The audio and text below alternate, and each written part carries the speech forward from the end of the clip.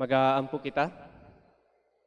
Amahan nga langit noon, nagakalipay ug nagapasalamat kami ni ining kahaponon sa dako nga pribilehyo nga imo gihatag alang kanamo bilang imo nga mga kaanakan nga kami makaanhi dinhi sa imo nga balay alampuanan magkahiusa alang sa simba diha kanimo pinaagi sa pagtugyan sa mga alampuanan diha kanimo knowing nga wala ni lain nga makatubag nini sa perpekto ug insakto nga pamaagi kung dili ikaw lamang.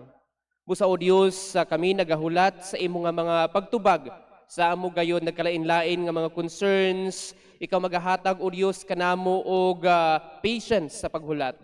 Ikaw magahatag kanamo og kadasig nga samtang kami nagahulat mabinungahon kami sa nagkalain-lain nga oportunidad, nagkalain-lain nga ministry, nagkalain-lain nga mga privileges nga imo gihatag nga kami makaalaga diha kanimo o Dios.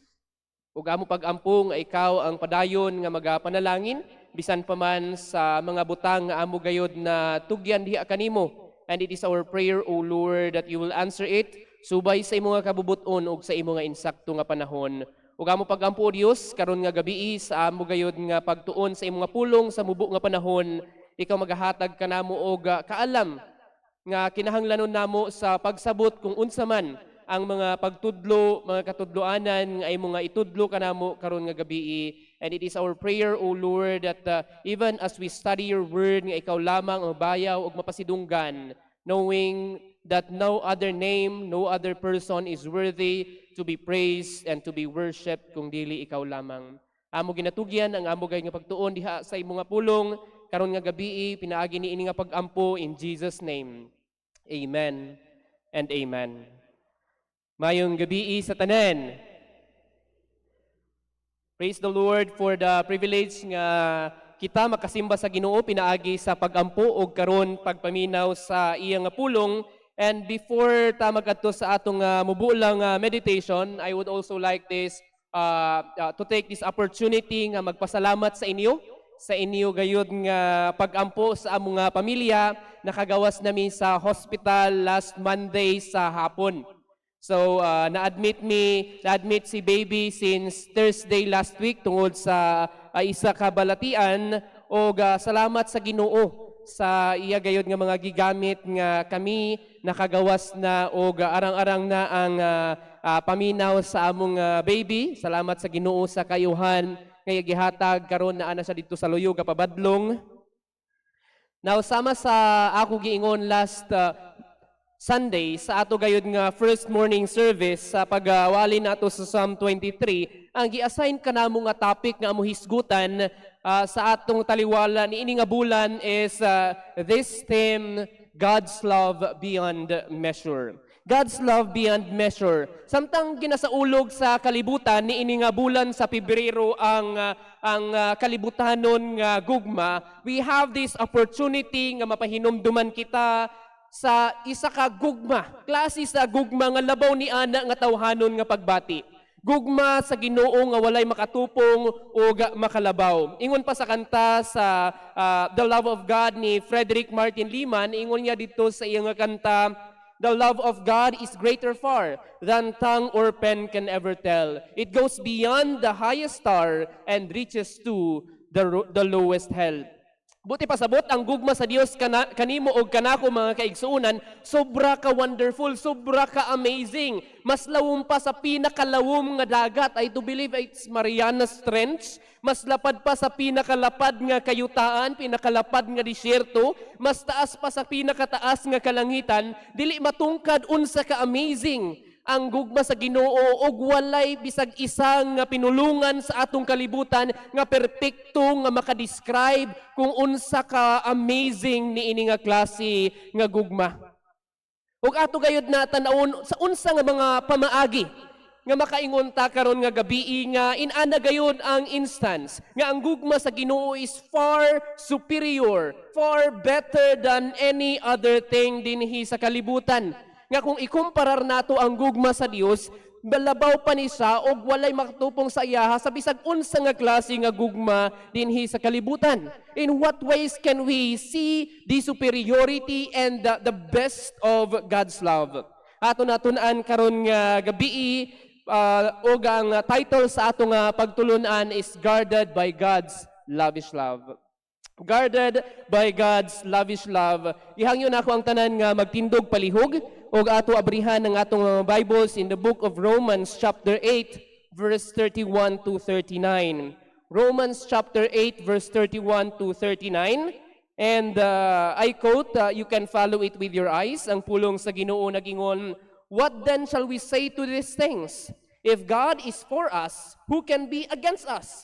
He who did not spare his own son, but delivered him up for us all, how will he not also with him, how will he not also with him freely give us all things? Who shall bring a charge against God's elect? It is God who justifies.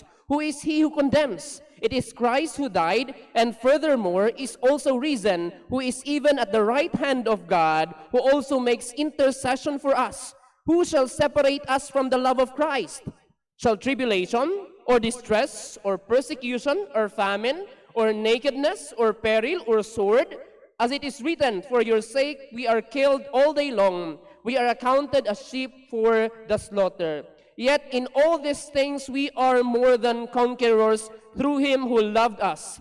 For I am persuaded that neither death nor life, nor angels, nor principalities, nor powers, nor things present, nor things to come, nor height, nor depth, nor any other created things shall be able to separate us from the love of God, which is in Christ Jesus our Lord." The Lord bless the reading of His holy word. Pwede na mo makabalik sa paglingkod, mga kaigsunan. Now, kung ato tan-awon ang background sa passage nga ato gibasa in Romans chapter 8, gisulat kini ni Apostol Pablo, human niya nga gi-point out on verse 18 to verse 30 that part and parcel of our Christian life is to suffer and to experience weakness and troubles. Mao na ang premise ni Apostol Pablo, tinuod mga kaigsunan. Bisan pa man kita napasaylo na sa atong mga sala, we have conquered the power and the penalty of sin through the sacrifice of Jesus Christ. Mauna ang gi-point out niya sa verse 1 until sa verse 11 of Romans chapter 8. Bisan pa man nahimo na ta nga anak sa Dios. On verse 12 to verse 17, dili mailingod nga makaagi ta og sufferings. Parte na sa realidad samtang kita mga kaigsuunan nagapuyo ni ini nga imperfect nga kalibutan, makaagi gayud ta kita og pagantos, makaagi ta og pagluya, makaagi ta og mga kasakit ni ini nga kalibutan. Apan it is such a comfort that even with these realities, doon na tay kadasig sa pagatubang, sa pagantos ni ini nga mga butang dinhi sa kalibutan, knowing that we have a God who loves us. Knowing that we have a God who loves us. Unsa di ay ang mga butang nga matun-an nato mahitungod sa ato ang Ginoo nga nagpangga kanato nga makadasig kanato in facing these harsh realities of life. Doon na tayo upat mga kaigsuunan nga makita dinhi sa ato nga passage nga makadasig kanato. Apan for the sake of time ato ratun-an ang duha karon nga gabi ug ipadayon nato sa sunod nga panahon ang uban nga mga pagtulun-an. Natay duha nga makit-an mga kaigsuunan nga encouragement kanato. Makadasig kanato as we face, as we navigate our life with these painful realities of suffering, painful realities of sickness and weakness, and the hardships sa kinabuhi, because we have a loving God. And ang ato nga loving God, mga kaigsuunan, through our loving God, we find our first and foremost defense.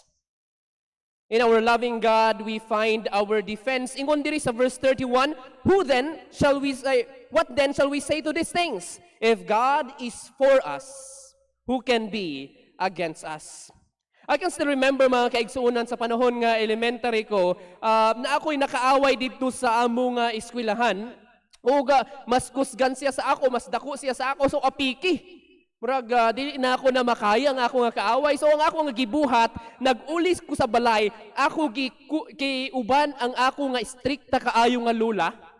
Kaya ako giuban ang ako nga strikta nga lula, gikuyog na ako siya dito sa eskwelahan. So bisag pa magmurag apiki ko sa ako mga kaaway, pagsulod pa lang sa eskwelahan, kay tungod uban man nako ang ako nga lula nga nagapangga ka nako, mura kog sikinsa.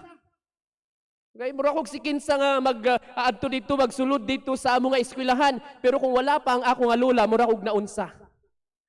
Mga igsuon, what joy it is to know that naay isa ka tao or naay mga taong nagahigugma kanato nga every time nga naay bikil nakabalo kita nga magkinaunsa man kampi siya kanimo. Mulaban siya sa imuha. Mudapig siya sa imuha. Dili niya kabiyaan. Wala comfort to know nga naay taong dili mo biya kanimo and mulaban kanimo even sa mga panahon sa mga bikil sa kinabuhi. Then how much more knowing ang Ginoo mismo nga pinaka nagpangga kanimo is on your side. Ang pulong diri nga God is for us is in connection sa mga kamatuoran in the previous passages mga igsoon. Nga ang Ginoo mao ang nagluwas kanato, nagaamuma kanato matag adlaw, nagaprotektar kanato, nagapreserve kanato ug nagaplastar og maayo nga kaugmaon alang kanato. Mao na ang Ginoo nga kauban nato mga kaigsuonan. Now, if this God, if this omnipotent and powerful God is with us and for us, then kinsa man ang makabuntog kanato successfully? No one. No one, mga igsuon. Gani ingon niya sa isa ka manugwali ingon niya, He who is infinitely wise has undertaken to direct us. He who is infinitely powerful has undertaken to protect us. He who is infinitely good has undertaken to save us. If that be the case, what cunning, what strength or malice can prevail against His wisdom, power, and goodness? Kani nga Ginoo nga nagprotektar kanato, nagaamuma kanato, naghatag kanato og kaluwasan, who or what kind of power ang makabuntog kaniya? Mga kaigsuunan, if God is for us, then no one can be successful against us. If this omnipotent God is working on our behalf, no lesser power can defeat His program. No lesser power can defeat His purpose sa atoang kinabuhi. Gani, nagpahinumdum ka nato ang Psalm 118 verse 6, ingon dito, the Lord is on my side, I will not fear, what can man do to me? What can man do to me? Libutan man taog daghan nga mga kaaway nga naga-attempt sa ato ang kalaglagan, nagahulat sa ato ang kapildihan, nagapamita og pamaagi to destroy us in open or in secret, bisag unsaon pa nila, dili sila magbalampuson. If God is for us and with us. Remember mga kaigsunan ang istorya ni Balaam, si King Balak, isa ka paganong hari, suhulan si Balaam nga maghatag og curse sa mga Israelinhon, sa mga army sa Israelinhon aron mapildi sila. Aron madaog ang camp ni King Balak. Suhulan niya. At first nagresist pa si Balaam pero at the end nag-adtog yapon siya, and every time nga naa siya dito sa taas sa pangpang og i-curse niya ang mga Israelinhon, silutan unta niya, tungluhon unta niya ang mga Israelinhon, mga kaigsunan, ang gagawas sa iyang baba, panalangin. Ang gagawas sa iyang baba, blessing. Every time maning kamot siya nga tungluhon kaning mga Israelites, and yet ang gagawas sa iyang baba, dili niya makontrol, but the blessing of God. Mauna ang nahita mo mga kaigsunan, gani nag-confess siya on verse 8 sa Numbers 23, kung ato tanaw ng story, ingon niya sa verse 8 sa Numbers chapter 23, how can I curse whom God has not cursed? Unsaon na ako pagtunglo ang isa ka army, ang isa ka tao, or ang isa ka grupo nga dili man gi-curse sa Ginoo, nga gipanalanginan man sa Ginoo. And ingon niya sa verse 20, He has blessed and I cannot revoke it. Ingon niya kang King Balak face to face, gipanalanginan sila sa Ginoo ug bisag unsa ang ako nga buhaton, dili na ko kaya nga tungluhon sila. Dili na ko kaya nga pildihon sila because God Himself is with them. Bisag unsa pa nga klase ug unsa pa nga pamaagi ang buhaton sa uban nga tao, if God is for us, if God is working in our life, a purpose sa ato ang kinabuhi, then no one can defeat the God who is with us. God is our defense, mga kaigsunan. And secondly, if we have this loving God, makalahutay ta sa tanang pag-antos o pagsulay niining kalibutana, tanan nga mga kaagi nato nga daghantag mga kaaway, daghantag mga kasakit niining kalibutan, knowing that in His love, He is not just there to be in our defense, but we can depend on Him. We can depend on Him, kaigsunan. Ingon diri sa verse 32, He who did not spare His own Son, but gave Him up for us all, how will He not also with Him graciously give us all things? We can depend, mga igsuon, that the God who has provided for our eternal need, namely ang atong kaluwasan, will also be the same God who will provide ang atong mga temporal needs niining kalibutan. Paul's argument dinhi sa atong passage is this, nga kung gihigugma ganita sa Ginoo to the point nga dili niya i-withhold ang pinakakinahanglanon nato, ang kaluwasan even at the cost of sacrificing His dear Son. How can we withhold from us ang mga temporal ug mga minor nga kinahanglanon nato? Gani kung basahon nato ang preceding verses niya na gi-emphasize ni Paul ang demonstration sa gugma ni Jesus Christ on verse 33 and verse 34. Basahon nato din ha, ingon diri, who shall bring any charge against God's elect? It is God who justifies. Who is to condemn? Christ is the one who died. More than that, who was raised, who is at the right hand of God, who is indeed interceding for us. Buti pa sabot, God loved us even to the point of dying for unworthy sinners like you and me.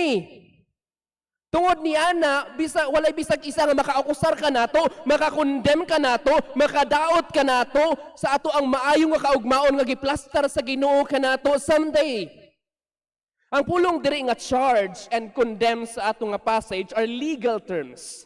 Sa ilang panahon, Paul is saying nga walay bisag isa, bisan pa man si Satan, bisan pa man ang evil, or anyone, any person nga makaadto sa korte sa ato nga ultimate judge, who is God Himself, ug makatudlo ka nato, makaingon, kana si Pastor Josler makasasala na, kana si Pastor Aaron, daotan na nga klase nga tao, kana si Ma'am Razil, dili na maayong tao, angay na sila silutan, angay na sila ilabog sa imperno, ug makatilaw sa kapungot sa Dios. No, mga igsuon. Why? Because naatay isa ka tao, someone who represented them and us. Nga siya ang midawat sa tanan nga guilty nga verdict kanato. We are supposed to be charged guilty, pero siya ang ni-receive sa tanan nga ato nga mga verdict, giangkon niya tanan nga mga counts of punishment nga gihatag kanato, mga kaigsunan, bisan pa man ang death penalty nga supposed to be para kanato. Ang sentensya nga death penalty nga para unta sa ato, giangkon niya tanan, and that person is Jesus Christ. And tungod ni ana, mga kaigsunan, we are justified. Napasaylo kita og padayon sa pagpatunga si Jesus Christ every time nga makabuhat ta og dili angayan sa atubangan sa Dios ug mag-akusar ang evil kanato. Jesus will say, gipakimatian nako na, I paid everything in full for His behalf. God, or Jesus Christ, is interceding for us, and that is the kind of love that God lavishly demonstrated to us. Busa kong tinuod, mga kaigsunan, nga anak ka sa Ginoo, never mind nga makadungog ka og panglibak, makadungog ka og pagkondenar, pag-akusar, nga murag buhaton nila nga habit or mission ang pagbangdaot kanimo, never mind. Because in Christ and through Christ, you are favored, you are accepted, you are loved by God. Bisag unsa pa ang pagkondenar o pangdawat sa uban nga tao kanimo in open or in secret, bisag magdungan pa sila tanan. If you are in Christ, if you have received Jesus Christ as your Lord and Savior, you have enjoyed this lavish love nga gihatag kanimo, and through Christ you are favored, you are accepted, and you are loved by God as His son or daughter. Now, ang naisa ka theologian nag-ingon, and he is right when he said this, mga igsoon, that if He loved us, Gentiles and Jews, so intensely as to deliver to death His own Son for us all, how can He withhold from us any minor blessing? Nay, will He not, on the contrary, freely give us all things? Buti pasabot, makasalig o makasandig ta sa Ginoo nga tungod ni ini nga kamatuoran that our loving God is a generous God. Bisag unsa pa nga pag-antos nga ato maagian matag karon og unya, makalahutay kita, makaalingkawas kita, because we have a God whom we can depend on for provision, for protection, for guidance and strength. The God who has given us our eternal need, our salvation, even at the cost of Jesus Christ, will be the same God nga magahatag sa imo og matag adlaw nimo nga kinahanglanon, magahatag og protection kanimo, magahatag og guidance kanimo, magahatag og strength kanimo nga ikaw makalahutay sa bisag unsa nga kahimtang sa kinabuhi. I'm sure mga kaigsuunan nga naka-experience na tao sahay na ata sa tunga-tunga sa kalisod o kanata na ata sa tunga-tunga sa pagsulay, makaingon ta, nagahilak kita atubangan sa Ginoo. Lord, makaya pa ba na ako ni Lord?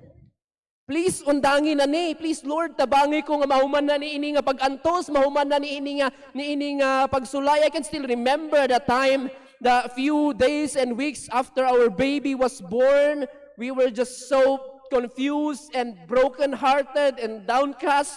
Dili man mailingod sa inyo ang iyang kaagi during her birth and during sa mga panahon sa early months niya.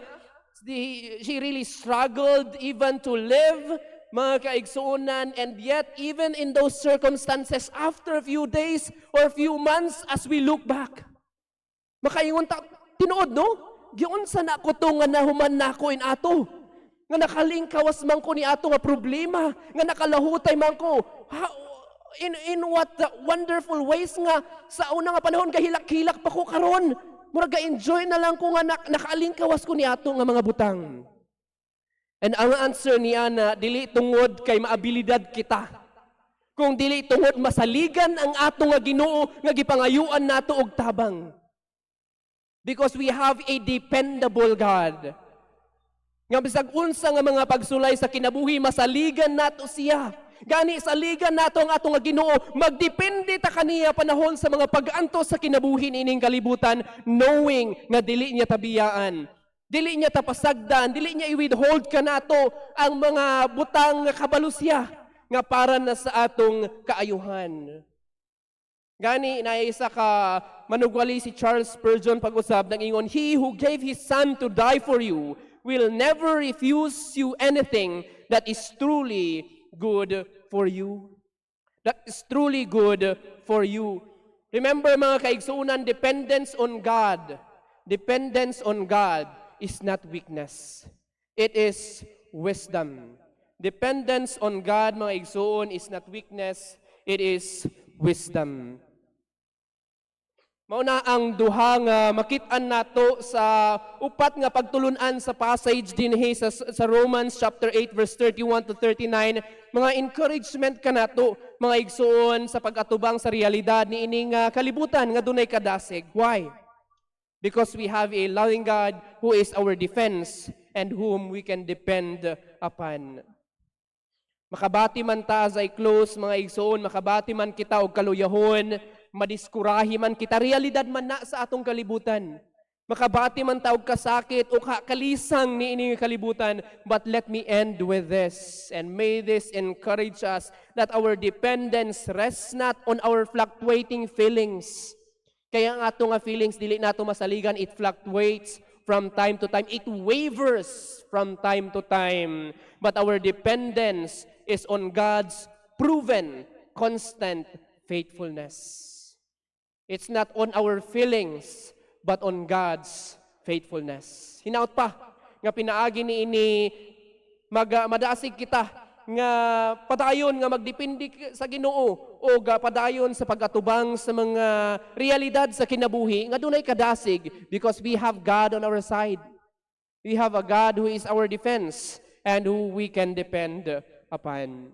Magampo kita, Father, we thank you for your word. We thank you for this reminder. May your blessing be upon these truths nga nasangyaw sa among nga tubangan o kung naa may mga bahin sa ako gayon nga gisulti nga dili angay o supak sa imo gayon nga kabubuton og supak sa imo nga pulong, erase it from their thoughts and from their memories, O Lord, o masabtan nila kung unsa ang gusto nimo gayud nga i-communicate alang kanila. May your blessing be upon your word and may it not just reach our hearts and heads but reach our hands as well nga may aplikar namo sa amo gayud matag adlaw nga kinabuhi. In Jesus' name, amen and amen.